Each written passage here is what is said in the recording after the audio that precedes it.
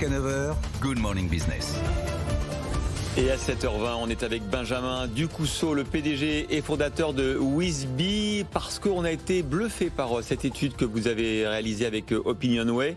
Ce chiffre qui a d'ailleurs laissé Nicolas Dose bouche bée, 42% des jeunes ont été contraints de changer d'orientation professionnelle à cause de la crise. C'est vraiment près d'un jeune sur deux ont changé de choix de vie à cause de ces 18 mois de crise sanitaire.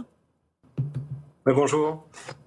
Oui, effectivement. Donc voilà, on a réalisé cette. D'abord, peut-être pour donner un peu de contexte, on a réalisé cette étude avec Opinionway, tout simplement parce que maintenant qu'on aperçoit un peu, si on peut dire, le bout du tunnel, on pensait que c'était important vraiment de pouvoir avoir des enseignements pour pouvoir demain que tous les acteurs du monde économique puissent mieux accompagner les jeunes. Et effectivement, parmi les difficultés qui ont été précitées par les jeunes pendant cette crise sanitaire, est apparu ce chiffre, 42% d'entre eux qui disent s'être réorientés tout simplement à cause de l'impact de la crise sanitaire.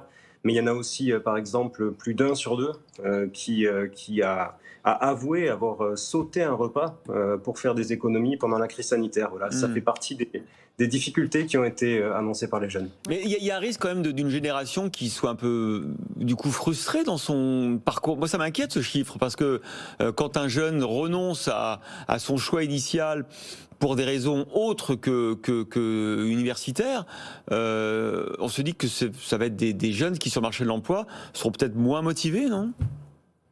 Non, alors il y a plusieurs choses qui apparaissent dans l'étude. Effectivement, si on voit aujourd'hui qu'il y a une inquiétude qui est partagée dans la crise sanitaire, d'ailleurs que ce soit de la part des jeunes ou que ce soit également de la part des dirigeants, paradoxalement, on n'a pas l'impression que c'est sur leur propre avenir à eux, mais plutôt sur l'inquiétude des générations futures qui sont inquiets. Par exemple, quand vous regardez les chiffres, c'est 93% des dirigeants qui ont une confiance forte dans vraiment leur capacité à sortir de la crise avec leur propre entreprise, mais c'est également 62% pour les jeunes diplômés, et c'est quand on est étudiant qu'on tombe à 47% où c'est un peu plus difficile.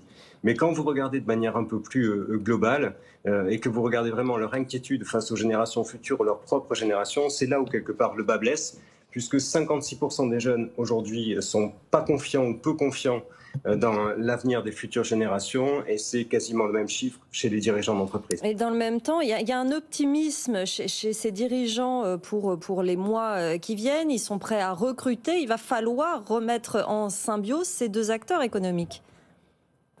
Oui, c'est vrai que globalement dans l'étude, ce qui en ressort, c'est d'ailleurs ça, c'est que les acteurs du monde de l'entreprise sont plus confiants et plus optimistes que les jeunes. Donc ils sont d'ailleurs, si on regarde les chiffres, plus de 38% à dire qu'ils sont prêts à recruter un jeune en alternance, même s'ils sont 45% à annoncer le fait que ça a été difficile pour eux de recruter jusqu'alors et qu'ils vont continuer à avoir des difficultés dans le futur.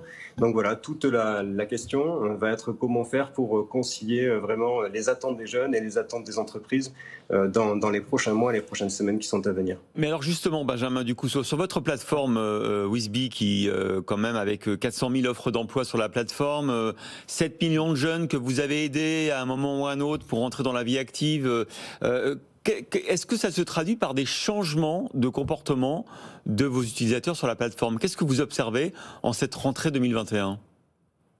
Oui, alors peut-être de manière globale, nous on accompagne maintenant les jeunes depuis 10 ans, leur offrant vraiment tous les services qui sont les plus utiles pour eux, autour de la recherche d'emploi, autour du financement de la vie étudiante, autour de la santé, autour de la mobilité. Si je dois retenir une chose, ce qu'on voit le plus aujourd'hui, et c'est d'ailleurs un des termes qui est vraiment fortement ressorti dans l'étude, c'est l'alternance.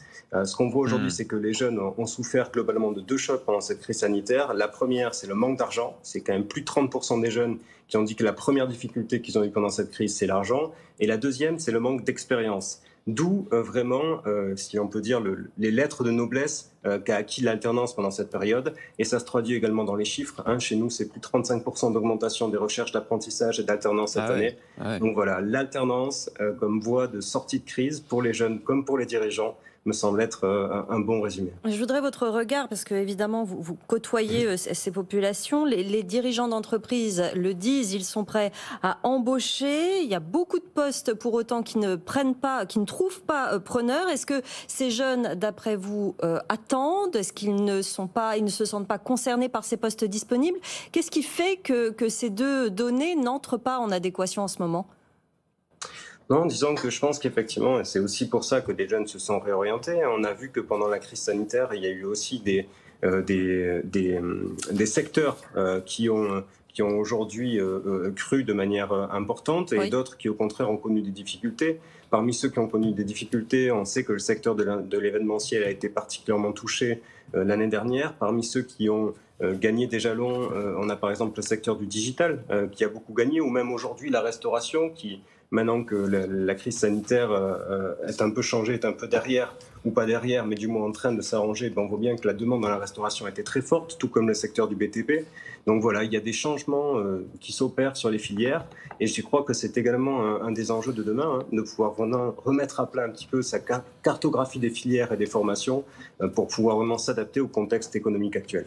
Merci beaucoup Benjamin Ducousseau, PDG, fondateur de Wizbee, d'avoir commenté cette étude OpinionWay en direct avec nous.